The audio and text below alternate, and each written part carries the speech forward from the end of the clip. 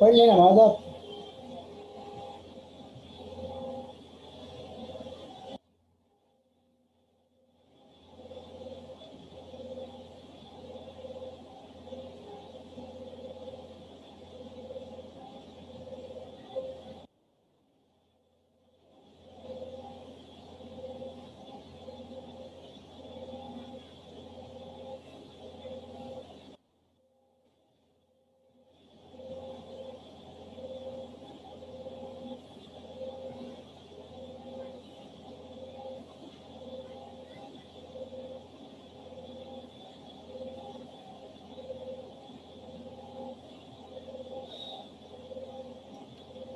हाँ बेटा, data set ये वाला तो मैं दे दूंगा, लेकिन जो प्रोजेक्ट आपका होगा उसके लिए तो आप ही बताएंगे ना। मुझे याद दिला दीजिएगा, मैं वैसे तो अपलोड कर दूंगा। बेटा कैगल वगैरह से देखें जो आप प्रोजेक्ट बना रहे हैं।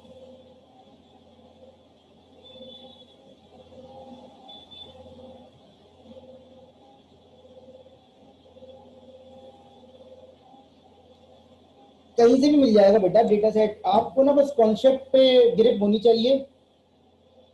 ठीक है। खैर, तो सवाल ये है कि लीनियर रिग्रेशन को अगर मल्टीपल वेरिएबल के साथ यूज करें तो क्या होगा। ठीक है। लीनियर रिग्रेशन को अगर मल्टीपल वेरिएबल के साथ यूज करें तो क्या होगा। अभी हमने क्या किया, पहले मुझे बताया यहां तक किसी को कोई प्रॉब्लम तो नहीं है। कोई हमारा नेक्स्ट क्लास में होगा।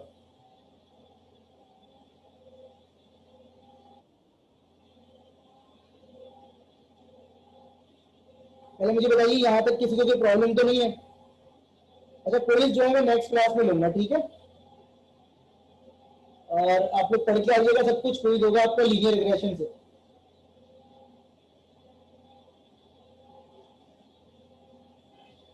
सुलेमान मेरे से पहली दफा पढ़ रहे हो क्या। तो बस लास्ट क्लास में जो पढ़ाता हूँ उन्हीं में से आता, मैं कभी टॉपिक बताता नहीं हूँ। आज तो मैंने बता दिया, लेकिन कभी भी मैं टॉपिक बताता नहीं। ठीक है। तो आप जब न्यू क्लास में आते हो ना, तो हम ये बिलीव करते हैं कि आप लास्ट क्लास का पढ़ के आए, और आज की क्लास में आप बैठे हुए तो आपको दोनों चीजें आती हैं, तो इतनी सी बात। अच्छा, मल्टीपल वेरिएबल्स के लिए क्या रूल है भाई कि आपका साइज आ गया, आपका प्राइस आ गया। फर्स्ट में भी आपने काम किया, एक्स आपका था साइज, घर का साइज और प्राइस। लेकिन इट माइट भी पॉसिबल कि आपका जो आपका जो डेटा है वो सिंगल चीज पे डिपेंडेंट ना हो। मतलब फर्ज करें कि अगर मैं अपनी स्क्रीन पे जाऊं, वही जो मेरे पास ग्राफ खुला हुआ था, मैं उस पर जाता हूँ, ग्राफ कह रहा हूँ, तो मेरे पास डेटा खुला हुआ था, ये देखें। अब ये भी तो कार्बन डाइऑक्साइड की एमिशन भी बहुत सारी चीजों पर डिपेंड कर सकती है। जरूर तो हो सकता है सिलेंडर की भी डिपेंड करती है, जिसके ज्यादा सिलेंडर है उसकी ज्यादा आती है, जिसके कम सिलेंडर है उसकी कम आती है। ऐसा भी तो कुछ हो सकता है। तो जरूरी नहीं है कि सिर्फ एक फीचर हो जिसके ब्याज पर प्रोडिक्शन करवा रहे हैं। मेरी बात समझ रहे हैं। जरूरी नहीं है कि एक फीचर हो जिसके ब्याज पर आप प्रोडिक्शन करवा रहे हैं, बहुत सारी चीजों में डिपेंड कर सकता है। अब देखें, हम सिर्फ एक चीज पे प्रोडिक्शन करवा रहे हैं, तो इट माइट बी पॉसिबल हमारी प्रोडिक्शन एक्चुअल में अच्छी ना हो। डेटा पे तो बहुत अच्छी प्रोडिक्शन आ रही है, लेकिन वन टाइम पे कोई नया बंदा है तो हो सकता है engine size is not a good feature.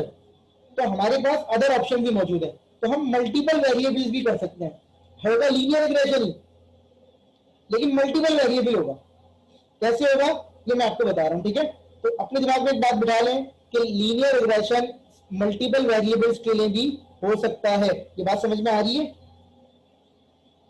लेकिन ये हम पे डिपेंड करता है कि हम कितनी ब्यूटी से अपने मॉडल को ट्रेन कर रहे हैं। अननेसेसरी चीजें हमें यूज नहीं करनी। अननेसेसरी चीजें आप यूज करेंगे तो आप फंस जाएंगे। ठीक है। तो ये देखिए, ये अगर सिंगल वेरिएबल है तो इक्वेशन ये है। अगर सिंगल वेरिएबल है तो इक्वेशन सिंपल सी है कि आप जो है वाई इंटरसेप्ट ले लें और स्लोप जो है वो एक्स से मल्टीप्लाई हो रहा है। लेकिन इट माइट भी पॉसिबल कि आपके पास एक से ज्यादा फीचर, जैसे घर घर की बात कर रहे हैं, पहले बताया था। तो साइज जो है, नंबर ऑफ बेडरूम ये भी बहुत अच्छा फीचर है, नंबर ऑफ फ्लोर ये भी एक इंपॉर्टेंट फीचर है, घर कितना पुराना है कितने साल से बना हुआ है ये भी एक इंपॉर्टेंट फीचर है प्राइस प्राइस की वेरिएशन में। तो यहाँ पे मल्टीपल फीचर भी हो सकता है।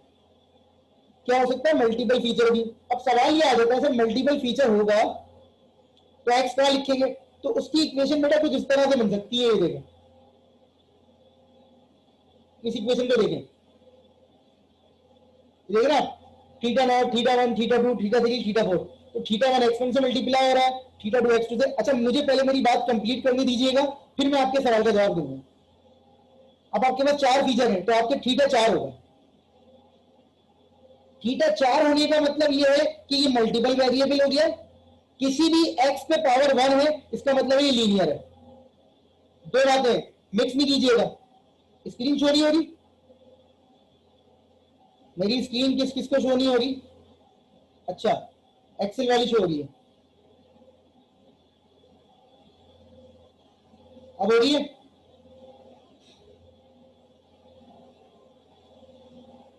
ठीक है सर, ये देखें, ये हमारे पास एक से ज्यादा फीचर आ गए। साइज इंपॉर्टेंट है, नंबर ऑफ बेडरूम इंपॉर्टेंट है, नंबर ऑफ फ्लोर इंपॉर्टेंट है, एज ऑफ होम इंपॉर्टेंट है, ये आ गया। तो पहले हमारे पास क्या था? हमारे पास ये था। हम इसको एरे की फॉर्म में भी लिख सकते हैं, ये तो मैं आपको समझा ही दूंगा। ठीक है, ये आइए ट्रेनिंग एग्जाम्पल हो गया, इसका वाई ये हो गया, और ये सारे होगा। अब ये देखें, ये चीज इक्वेशन अपने हमारी अपडेट हो जाएगी। लीनियर रिग्रेशन है, इसका मतलब ये है कि तमाम एक्स पे पावर वन है। देख रहे हैं, मल्टीपल है, इसका मतलब ये है मल्टी वेरिएबल है, उसका मतलब ये थीटा हमारी एक से ज्यादा होगा, ये हमारा फीचर एक से ज्यादा होगा। Is it clear?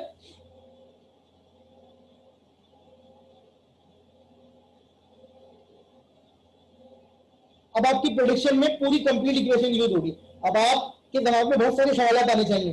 सबसे पहला सवाल ये आएगा, जो अभी सामने पूछ रहे थे, पिछली क्लास में किया था कि सर थीटा नॉट और थीटा वन तो आपने बता दिया था, थीटा नॉट और थीटा वन तो आपने बता दिया था कि आप ऐसे निकाल लें और यहां से स्टार्ट कर लें। अब ये थीटा टू थीटा थ्री कैसे आएंगे? तो इनका तरीका भी यही है, आप अपनी इक्वेशन को 5 दफा पार्शियल डेरिवेटिव लेंगे।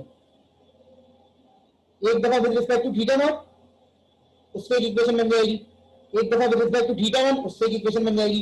एक दफा with respect to theta naught, theta two, उससे एक इक्वेशन बन जाएगी। एक दफा with respect to theta three, उससे एक इक्वेशन बन जाएगी। एक दफा with respect to theta four, उससे एक इक्वेशन बन जाएगी। काम ज्यादा हो जाएगा, आपने नहीं करना, आपका तो कोड है, लेकिन आपको कॉन्सेप्ट समझ में आ रहा है। अब आपका जो डेटा है वो चार चीजों में डिपेंडेंट हो गया। अच्छा अगर हम इसको ना थोड़ा सा समझने के हिसाब से लिखें, तो अगर मैं ये कह रहा हूं कि x1 है, x2 है, x3 है और x4 है, तो यहां पर बेसिकली x नॉट भी मौजूद है, लेकिन उस x नॉट की वैल्यू हमेशा वन रहती है। मतलब क्या है कि अगर मैं कहूं थीटा नॉट, इस पूरे को मैं देखिए, ये मैं आपको समझाने की कोशिश करता हूं मैं क्या कह रहा हूं, आपको शायद मेरी बात समझ में आ जाएगी। मैं इसको थीटा नॉट लिख रहा हूं, थीटा वन लिख रहा हूं, थीटा टू लिख रहा हूं, थीटा थ्री लिख रहा हूं और थीटा फोर लिख रहा हूं। अब आप बोले सर कि मैं एक एरे बना रहा हूं थीटा का और एक एरे बना रहा हूं एक्स का।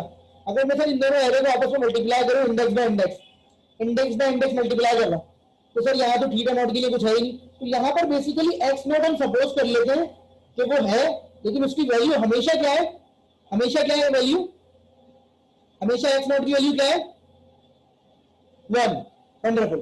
ठीक है, ताकि जब हम मल्टीप्लाई करें तो हमारे आंसर पे कोई फर्क ना पड़े। तो हम एरे की फॉर्म में जब लिखते हैं एक्स फीचर्स को, तो हम एक्स नॉट एक फीचर कंसीडर कर लेते हैं हमेशा, और उसकी वैल्यू हमेशा वन रहती है। समझ रहे हैं ये बात? सिर्फ इसकी जरूरत क्यों है? इसकी जरूरत इसलिए है ताकि हमें प्रॉब्लम ना हो जब हम मल्टीप्लाई कर रहे हो। तो एक्स नॉट को बाय डिफॉल्ट हम वन ले लेते हैं हमेशा, क्योंकि हमारा थीटा नॉट जो है वो वाई इंटर से आता है, किसी फीचर से मल्टीप्लाई नहीं होता। लेकिन अगर उसको वन से मल्टीप्लाई करें तो हमें कोई प्रॉब्लम नहीं होगी। ये पॉइंट समझ में आ गया सबके?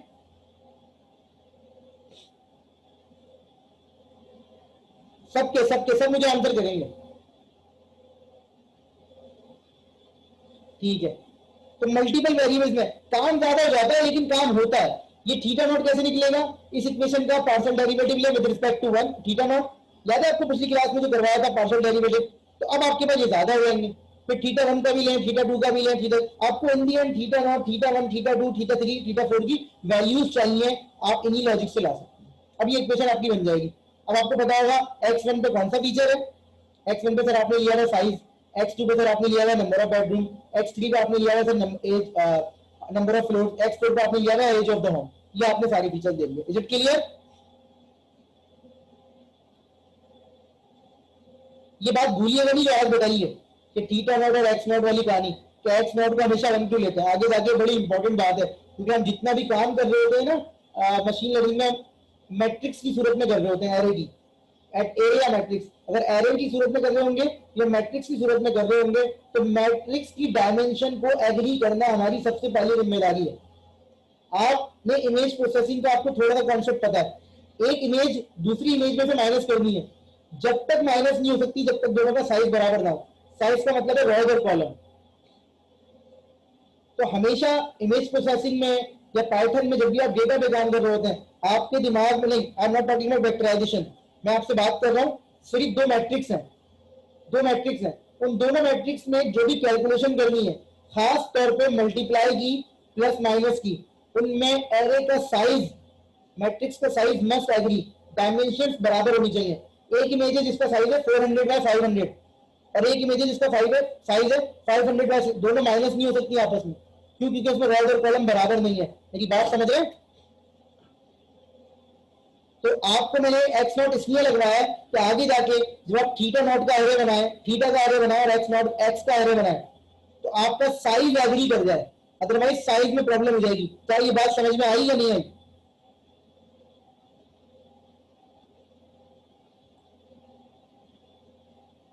मुझे बताइए कि ये चीज जो मैं लिख रहा हूं, अगर मैं आपसे कहूं तो इस एरे को मैं नाम दे रहा हूं,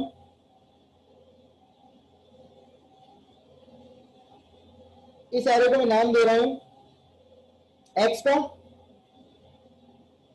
और इस एरे को मैं नाम दे रहा हूं थीटा का। ये क्यू जो बनाया मैंने थीटा बनाया, तो आपने कहा ठीक है। अब क्या मैं ये काम कर सकता हूं, सिर्फ मुझे ये बताइएगा, क्या मैं थीटा को इस वक्त मल्टीप्लाई कर सकता हूं एक्स से? अगर मैं थीटा को एक्स से मल्टीप्लाई करूं तो क्या इक्वेशन बन जाएगी?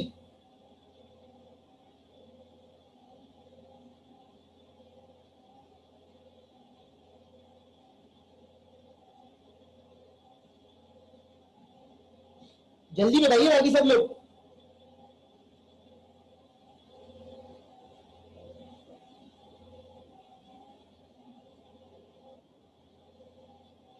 अच्छा, आप सब लोग गलत कह रहे हैं। थीटा का साइज क्या है? थीटा में रॉस कितनी है? जब मैं आंसर दे दूं ना उसके बाद आंसर ना दिया करें, उससे पहले दिया करें। थीटा में कितनी रॉ है? 5। एक रॉ है 5 कॉलम है, एक रॉ है 5 कॉलम है, सब 5 5 कर रहे हैं। पता नहीं किसने पढ़ाया एमसी, मैंने पढ़ाया शायद कुछ लोगों को। थीटा में 5 रॉज दी, एक रॉ है 5 कॉलम है, ऐसा ही है। जब इसका साइज है 1/5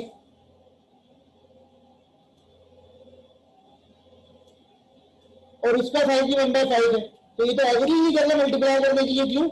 क्योंकि इसकी रॉज और इसका कॉलम और इसकी रॉज बराबर होनी चाहिए, ये तो मल्टीप्लाई हो ही नहीं सकता ना सर। अगर ये रॉ ये बराबर होने चाहिए तो मैं, हाँ बिल्कुल मैं उसी पे आ रहा था, मैं इस पर ट्रांसपोज लगा दूंगा। क्या लगा दूंगा? ट्रांसपोज। समझ रहे हैं आप बात? तो इसीलिए मैंने आपसे कहा था एक्स नॉट को आप बाय डिफॉल्ट 1 कर देंगे हमेशा। ये बात समझ में आ गई सबको? अब आप ट्रांसपोज करके मल्टीप्लाई करके हो जाएगा।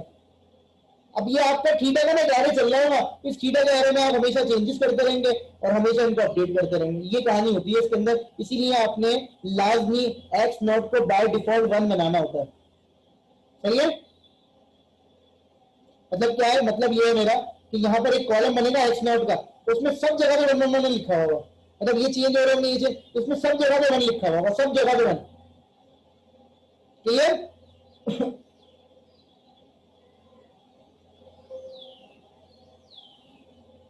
और क्लियर?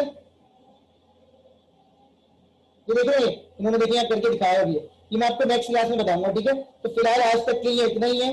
नेक्स्ट क्लास के लिए आपके पास 2 चीजें हैं। नेक्स्ट क्लास तक आपका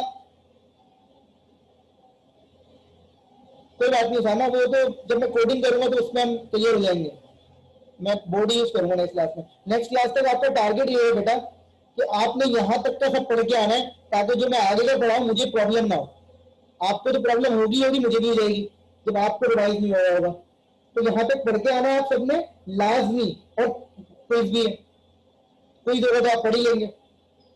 तीसरी चीज ये कि जो आप प्रोजेक्ट बनाने का कह रहे हैं मुझसे, नेक्स्ट क्लास तक आपको क्लियर हो जाना चाहिए कि आपका डेटा सेट क्या होगा। मैं रैंडम क्लास में से किसी से भी पूछूंगा कि अपना डेटा सेट मुझे सेंड करो और उस डेटा सेट को मैं देखूंगा। तो अभी आपने देख लिया कि मैंने एक डेटा सेट उठाया था, उस पर कितनी वैल्यूज थी? 1000। मैं चाहता तो आपको 10 वैल्यूज पे भी उठा के दे सकता था, लेकिन 1000 वैल्यूज थी, तो डेटा सेट थोड़ा मुनासिब होना चाहिए। अब वो ढूंढना आपकी जिम्मेदारी है। वेबसाइट बहुत सारी मौजूद है, मेरे पहले लेक्चर की आखिर में भी शायद कुछ वेबसाइट्स के नाम लिखे हैं, बाकी कैगल वगैरह का आपको पता है, तो आप डेटा सेट खुद ही उठा सकते हैं। जिनको डेटा सेट खुद से बनाना हो तो खुद से भी तो रैंडम तरीके से बना सकते हैं। अगर आप हनीफ अपने लिए भी बनाना चाह रहे हैं ना, अपने एफवाईबी के लिए, तब भी आपका डेटा सेट मुनासिब होना चाहिए। मुनासिब, अच्छे रिजल्ट के लिए एक डेटा सेट मुनासिब होना चाहिए। मुनासिब का स्टैंडर्ड ये नहीं है कि मैंने 1000 दिखा दिया तो आपका 5000 मिल रहा है, 5000 कर लें। अगर आपको नहीं मिल रहा तो 500 भी बहुत है। जी, प्रोजेक्ट मेरे कोर्स में इंडिविजुअल है।